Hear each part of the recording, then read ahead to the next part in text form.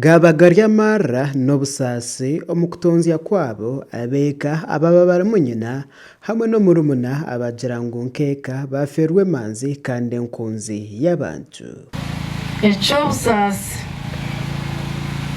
adiyosi omubiro by'omumisho abire yandetiraho mwishiki ari kwenda kumugamba embaga konka ekyobusasi izobere twarihikaho Nishasha munonga agogwo mwishiki naferwa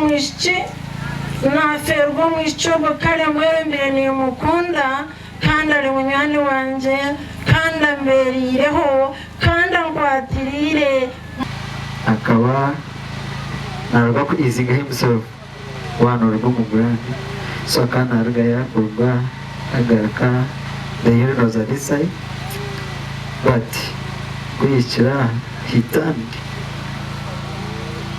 yaitera misinga step yatera ha we Honorable Betty Ochano owajokera mukuru w'ekibina kya PFF yagira ngu nk'eihanga kandi nk'ekibina baferirwe mwebembezi abariye manzi kandi omutsigazi muto. This tireless mobilization, grassroots activism, media presence and inspiring leadership were a source of strength to many and a beacon of hope to those yearning for new Uganda.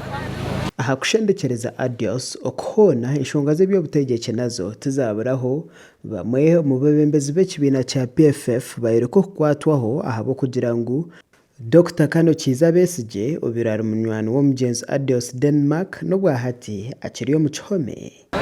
Rero cyangwa batize bishye barundu basheka cyo mutari mu kihome. Omuntu w'eri general Makaruraha yabati weranje je komere Besigye mugambire ngo bazuge no leta Besigye twakwereza.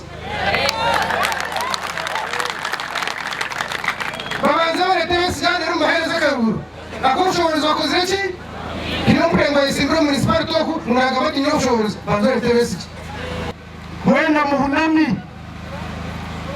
nimututerera amafimu wakiri kura taboneje otandikira cyaro cyawo na mutari wawe ufitaminawe omujiro hati no kutandika kwaje Dr. Besigye akwa n'umwana wani omugenzi Adios Denmark binomugisha abirariyo mwe abacenkizi b'ebyobutegeki ababire nibakunda kuba bariyo mu program zitu hano ahari Tayal West kandi nitumwendeza ekihumuro kirungi makuraga gasha kwa Samuel Ahumuza.